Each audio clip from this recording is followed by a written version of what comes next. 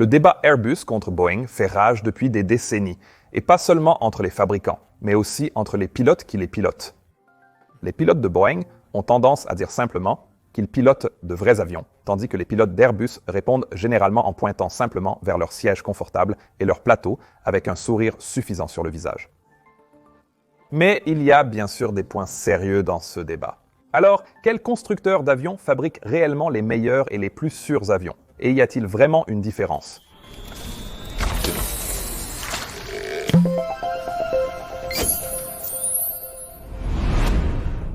Les avions Airbus et Boeing diffèrent sur de nombreux aspects de conception, principalement visibles par les pilotes et les ingénieurs qui y travaillent.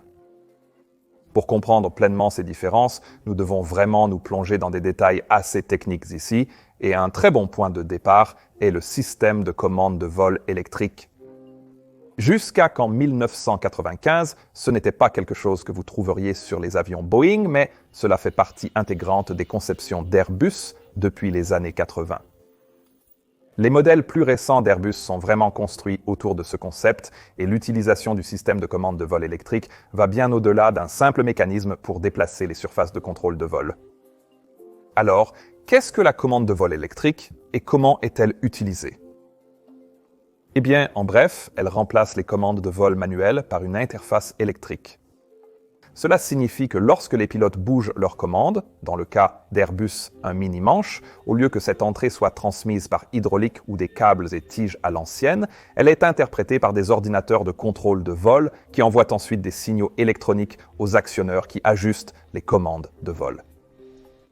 Donc pour le pilote, tirer sur le manche fait monter le nez de l'avion et pousser le fait descendre, dans tous les cas.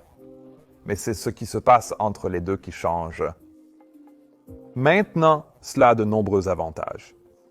Pour commencer, le fly-by-wire est beaucoup plus léger et globalement moins encombrant, et vous pouvez également y intégrer assez facilement beaucoup de redondance.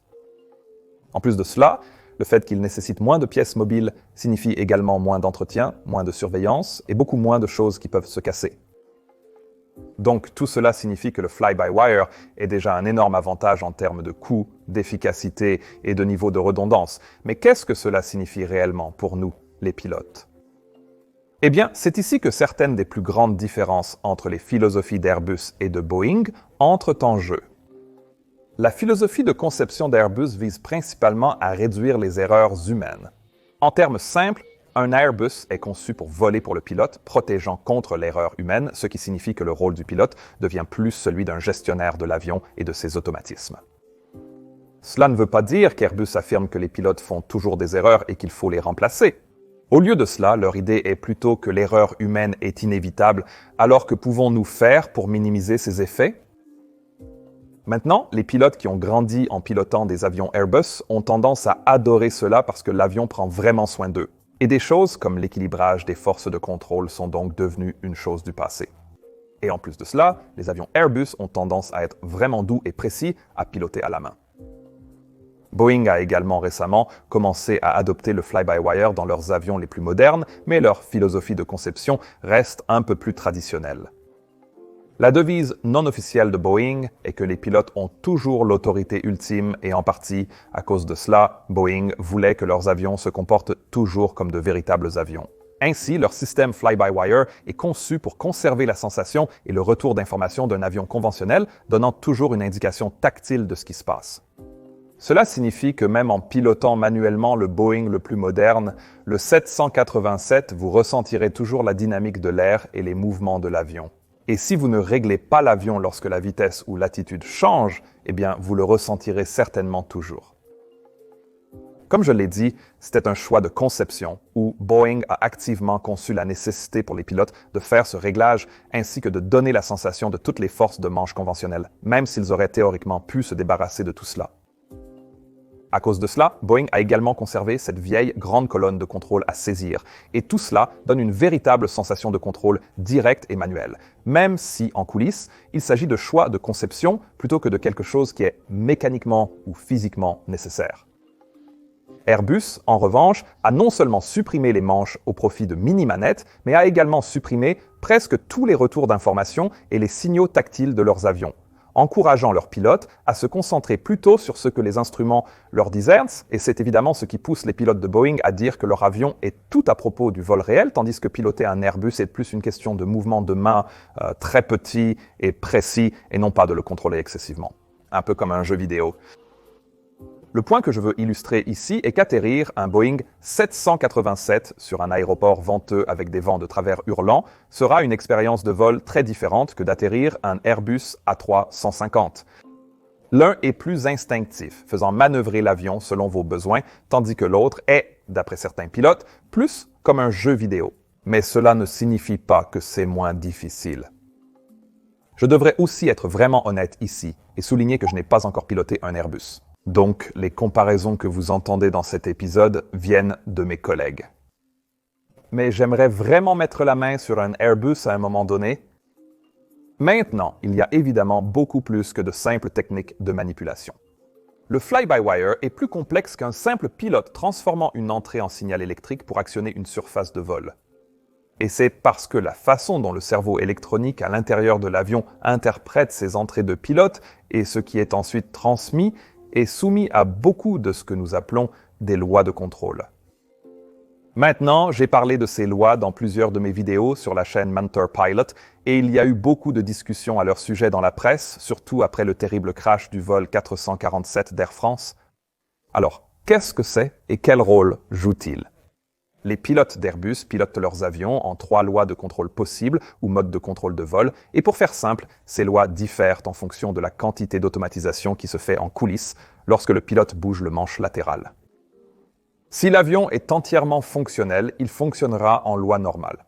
Mais si en gros, n'importe quoi, du système de référence inertielle, du système de données aériennes ou des ordinateurs de vol se dégrade ou échoue, eh bien, alors le système passera à un phénomène connu sous le nom de loi alternative, où moins de protections sont disponibles pour les pilotes. Et si ces défaillances s'aggravent encore ou affectent certains systèmes critiques, eh bien, alors les protections de l'avion diminueront encore plus et passeront à quelque chose connu sous le nom de loi directe. La loi directe veut dire exactement ce que son nom laisse entendre. Dans cet état, le pilote bougera plus ou moins directement les surfaces de contrôle avec le manche latéral essentiellement, comme ça fonctionne sur un avion traditionnel normal, et ce qui signifie aucune aide de l'avion pour le réglage, l'amortissement de lacet ou vraiment quoi que ce soit d'autre. Cela peut ne pas sembler si terrible, mais ça peut être assez choquant si vous êtes soudainement plongé dedans et que vous n'êtes pas habitué à cela. Et ça en vaut la peine de s'en souvenir. Mais comme je l'ai dit, quand tout marche normalement, l'avion est exploité en loi normale, ce qui offre des protections vraiment impressionnantes. Dans les avions Airbus, on les appelle des protections rigides, car elles ne peuvent pas être désactivées, ce qui signifie que les protections peuvent prendre le pas sur ce que les pilotes veulent faire. Il est important de souligner que ces protections ne se déclenchent que si certains paramètres de l'enveloppe de vol sont dépassés, ce qui signifie que l'avion est sur le point de faire quelque chose qu'il ne devrait vraiment pas faire. La plupart du temps, le système fonctionne avec des entrées mineures comme des ajustements de trim, des amortissements de mâchoire ou pour maintenir une attitude ou un angle de banque spécifié. Et cette conception est vraiment innovante et rend l'avion très sûr dans l'ensemble, car elle résout le problème des facteurs humains en empêchant physiquement les pilotes de faire sortir l'avion de ses paramètres de vol sûrs. Laissez-moi vous donner un exemple. Si les pilotes commettent une erreur, comme essayer de faire un virage trop abrupt, eh bien l'avion corrigera simplement pour eux et reviendra à un angle de virage sûr. Et peu importe combien les pilotes veulent alors continuer à augmenter ce roulis, l'avion ne les laissera tout simplement pas le faire. Cela signifie également que si les pilotes, par exemple, tiraient les leviers de poussée en arrière, tout en montant pour essayer de décrocher volontairement l'avion, ça ne leur permettrait pas non plus. Et quand je dis qu'il ne les laissera pas, je veux dire qu'il ne les laissera pas physiquement. Si l'avion dépasse l'angle d'attaque dangereux qu'il ressent, l'avion baissera simplement son nez. Et encore une fois, peu importe combien le pilote essaye de tirer en arrière sur le manche à balai, ce nez va toujours s'abaisser en utilisant sa protection de plancher alpha. Et même si la manette des gaz externes est déconnectée lorsque cela se produit, l'avion va simplement la réengager et remettre la pleine puissance, la verrouillant jusqu'à ce que la vitesse revienne à une valeur sûre, en utilisant une autre fonctionnalité appelée verrouillage TOGA. Mais voici aussi un détail assez important, car il ne déplacera pas physiquement les niveaux de poussée lorsqu'il utilise cette fonction de verrouillage TOGA, ni ne bougera le manche à balai lorsqu'il intervient, ce qui est quelque chose dont je ne suis personnellement pas un grand fan. Vous voyez, mon expérience est que les pilotes, surtout lorsqu'ils sont sous stress, répondent beaucoup plus rapidement à des stimuli visuels et tactiles combinés s'ils ont besoin de comprendre rapidement ce que l'avion fait réellement. Donc, une manette des gaz au ralenti, qui en réalité produit une poussée maximale, n'est pas très utile à mon avis pour rétablir cette conscience situationnelle cruciale, mais nous y reviendrons bientôt. Maintenant, Boeing a évidemment intégré des protections pour ses pilotes aussi, mais ce sont ce qu'on appelle des protections douces. Ces protections avertiront le pilote si l'enveloppe de vol est sur le point d'être dépassée et elles essaieront également d'aider à la corriger en appliquant de légères entrées. Mais si les pilotes insistent pour continuer la manœuvre dangereuse perçue, eh bien, alors l'avion ne les arrêtera pas. Donc, je suppose que vous pourriez peut-être dire que les protections Airbus s'occupent un peu plus des pilotes et de l'avion que l'équivalent de Boeing. Mais, y a-t-il des inconvénients à cela? L'automatisation peut-elle parfois s'occuper un peu trop des pilotes? Eh bien, l'une des plus grandes critiques concernant la conception d'Airbus est que ces niveaux avancés d'automatisation et de protection peuvent effectivement exclure le pilote dans certaines situations. S'ils ne font pas attention, les pilotes peuvent perdre la trace de ce que l'avion ou même ce que l'autre pilote fait. Cela peut arriver en raison d'une confiance excessive, de la complaisance ou d'un manque de compréhension. Et tous ces facteurs ont joué des rôles clés dans le crash du vol Air France 447. Avant cet accident, une idée fausse répandue voulait qu'un Airbus ne puisse pas décrocher, ce qui est évidemment absurde. Airbus n'a pas trouvé un moyen de contourner les lois de l'aérodynamique. Au lieu de cela, comme je l'ai expliqué précédemment, l'avion ne se permettrait normalement pas de se rapprocher d'un décrochage si tout fonctionnait correctement. Et l'équipage d'Air France 447, tout en reconnaissant qu'ils avaient des problèmes avec leurs instruments, n'a pas pleinement compris dans quelle mesure cela avait dégradé les dispositifs de sécurité de leur avion et n'a donc pas reconnu que l'avion était réellement entré dans un décrochage complet. Maintenant, même après la catastrophe d'Air France 447, d'autres accidents attribués à une éventuelle complaisance, à un manque de compréhension ou à une mauvaise manipulation d'autres avions Airbus ont également eu lieu. Cependant, Airbus a souligné que de tels incidents ne devraient pas se produire lorsque les avions sont pilotés correctement.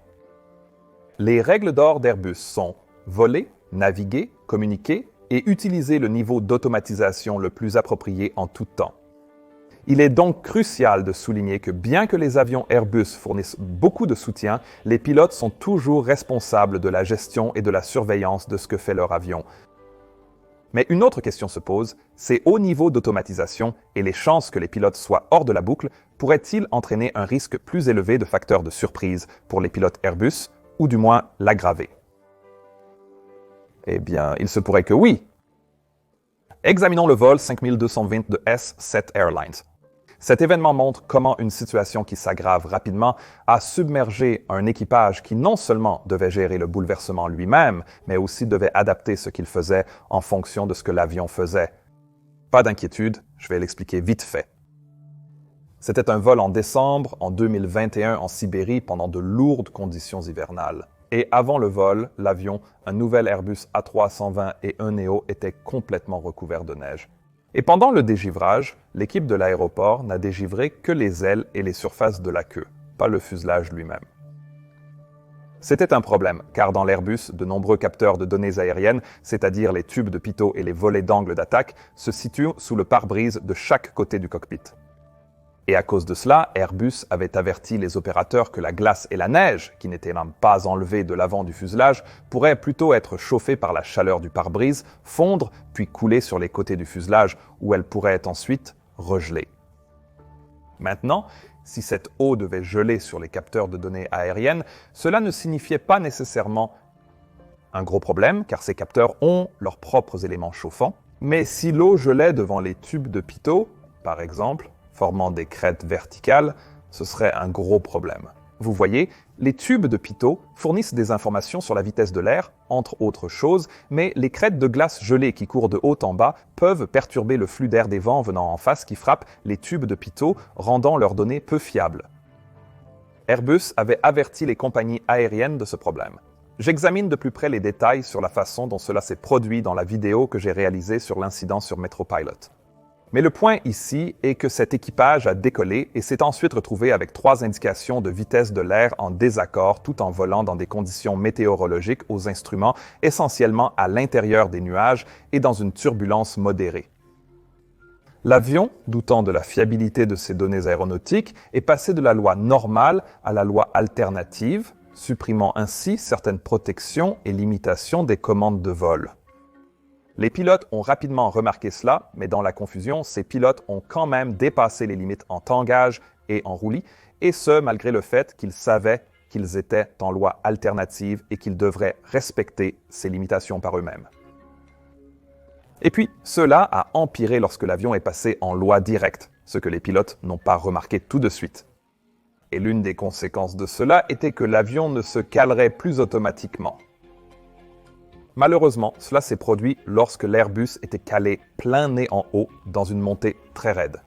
Donc, lorsque les pilotes ont ensuite poussé leur manette vers l'avant pour baisser le nez et que la vitesse s'est détériorée, cela a effectivement fonctionné initialement, mais lorsque l'avion a repris de la vitesse et que les pilotes ont neutralisé leur manette en tangage, le réglage extrême du stabilisateur horizontal a de nouveau provoqué un moment de tangage violent.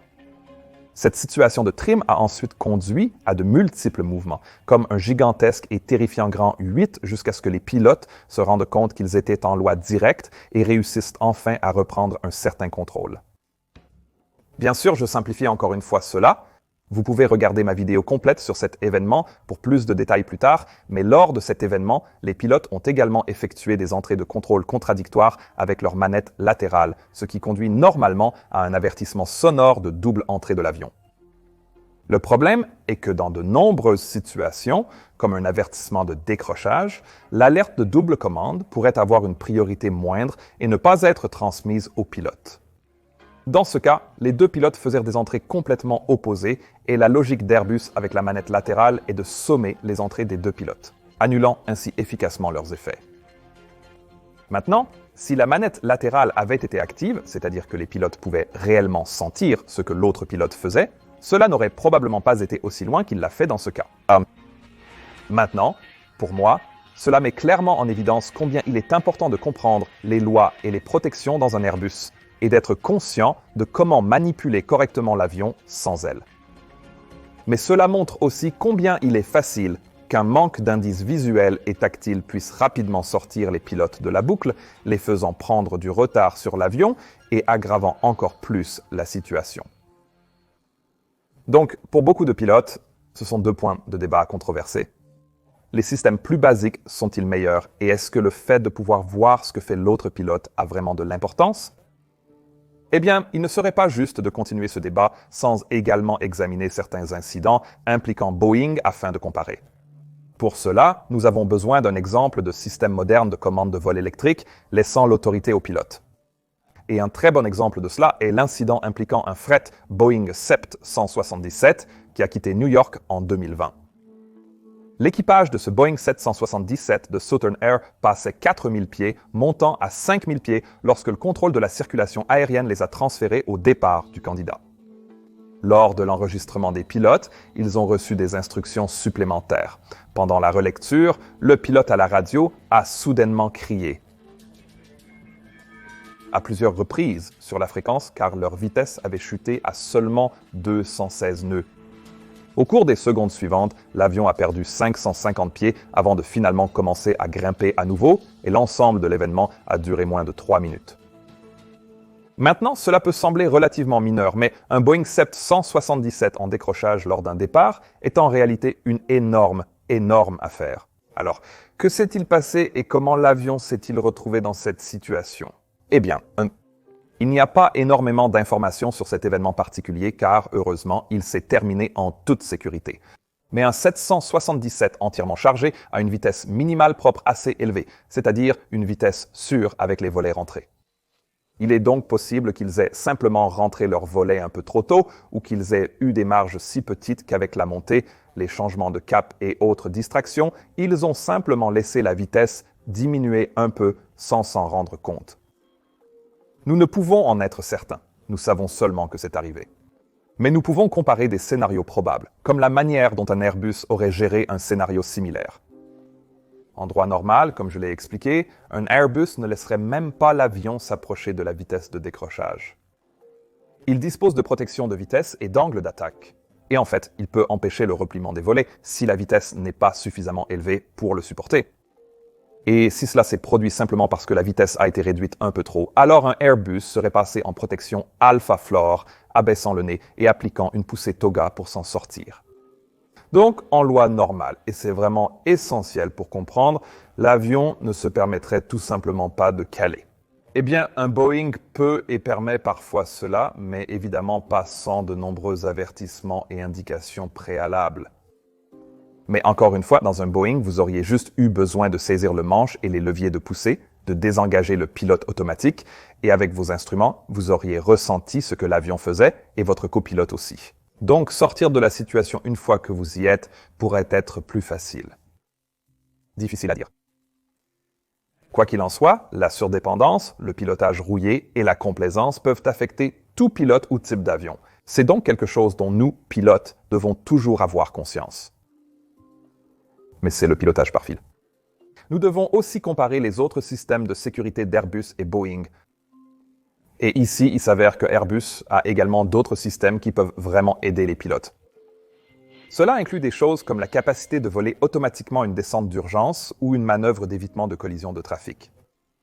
Mais mon favori absolu personnel est l'échelle de vitesse de secours ou bloc universel de secours. C'est un système qui fournit aux pilotes une sorte de gamme de vitesse artificielle sur leur affichage de vol principal qu'ils peuvent piloter en utilisant le tangage et la puissance au cas où ils perdent toute autre indication de vitesse fiable. C'est absolument génial.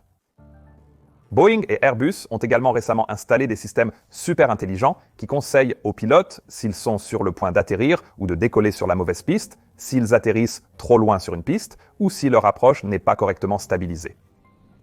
Ces systèmes ont des noms différents chez Airbus et Boeing, mais ils font essentiellement la même chose. Ils aident à améliorer la conscience situationnelle du pilote et évitent ainsi les erreurs dès le départ. Mais que se passe-t-il lorsque les choses tournent mal en vol et que les pilotes se retrouvent à devoir gérer un gros problème technique potentiellement compliqué? Lequel d'entre eux est alors le meilleur? Eh bien, en réalité, les deux fabricants supportent des systèmes assez similaires sur les jets les plus modernes ici.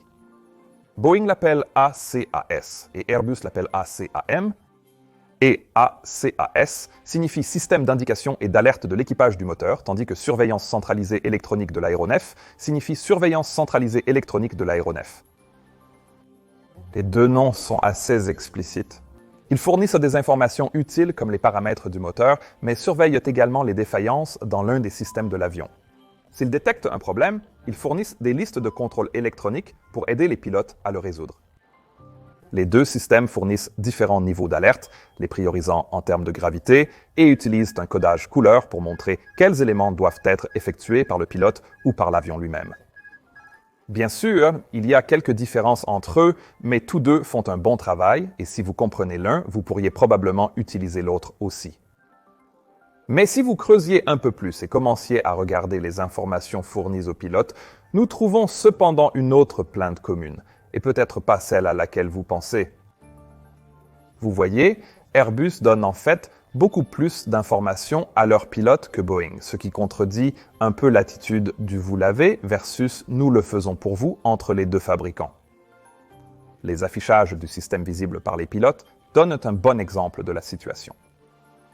Chez Boeing, il s'agit simplement d'un aperçu visuel simplifié de la configuration de base. Les manuels de Boeing soulignent même que cet aperçu ne doit pas être utilisé pour déterminer ou réparer des pannes en dehors de ce que la liste de contrôle leur indique de faire. Mais dans l'Airbus, l'affichage synoptique est exactement cela, un affichage précis des systèmes et de toutes leurs valeurs, connexions et niveaux de fonctionnement qui peut être utilisé pour le dépannage et pour obtenir une meilleure image de ce qui se passe.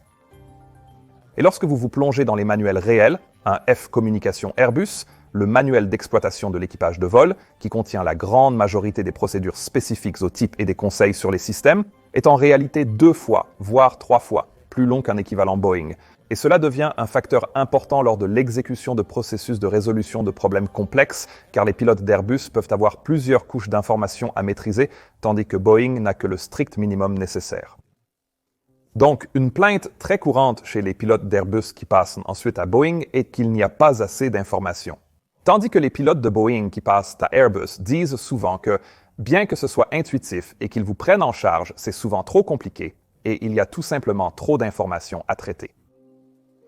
Maintenant, je vous laisse décider de ce que vous pensez être le mieux ici. Mais ce sont exactement le genre de discussion que j'ai souvent avec mes Patreons lorsque nous avons nos rencontres en direct sur Zoom. Et si vous voulez rejoindre l'un de ceux-ci, alors il y a un lien dans la description ci-dessous où vous pouvez vous inscrire. Quoi qu'il en soit, qu'en est-il des statistiques de sécurité alors? Est-ce qu'ils distinguent l'un de l'autre? Eh bien, en fait, ce que nous pouvons voir lorsque nous regardons les statistiques, c'est que les avions de 4e génération, ceux qui ont des niveaux d'automatisation plus élevés comme tous les Airbus de la famille Airbus A320 et ultérieurs, ainsi que le Boeing 777 et le Boeing 787, sont simplement nettement plus sûrs que les modèles antérieurs. Accident en vol dû à une perte de contrôle. Ce sont ceux où rien n'était réellement défectueux sur l'avion, mais un contrôle a quand même été perdu à cause d'une mauvaise manipulation, sont de 90% inférieurs en 4e qu'en 3e génération de modèles. Et cela est principalement dû aux avantages en matière de sécurité du fly-by-wire, des systèmes modernes et des protections de l'enveloppe de vol. Donc essentiellement, lorsque vous commencez à creuser dans les statistiques globales de sécurité, il n'y a en réalité aucune différence significative de sécurité entre un Airbus moderne et un Boeing moderne. En fin de compte, la préférence d'un pilote pour l'un ou l'autre dépend principalement de ses goûts personnels et de sa formation. Un pilote bien formé doit connaître les caractéristiques de son avion et comprendre les avantages et les limites de sa conception. Et un pilote bien formé sera en sécurité dans n'importe quel type d'avion. En tant que pilote, vous pouvez avoir vos préférences ou être fier de piloter le dernier avion à la mode, mais au final, la sécurité prime toujours sur tout le reste. Et si nous regardons les événements où les pilotes ont vraiment sauvé la journée, comme l'amérissage sur l'Hudson ou le vol transport aéreos del Continente Americano 110 par exemple, ces résultats fantastiques sont presque toujours dus à l'expérience, à un sang-froid et à d'excellentes compétences de manipulation. Pas si l'avion avait une belle table à manger ou non. Alors, lequel préférez-vous et pourquoi? Faites-le moi savoir en commentaire et assurez-vous de vous abonner et de laisser un like. Maintenant, si vous êtes un simulateur de vol ou simplement intéressé par l'aviation en général et que vous aimeriez apprendre à utiliser correctement le Boeing 737 par Ben et moi de Airline Pilot Performance, eh bien, nous avons mis en place un cours vraiment génial pour vous et vous trouverez le lien du cours dans la description ci-dessous ou en scannant ce code QR. Vous pouvez maintenant suivre ce cours à votre rythme. Il convient à tout le monde et vous ne trouverez rien d'autre comme ça là-bas, je peux vous le promettre. Passez une très belle journée où que vous soyez et je vous verrai la prochaine fois.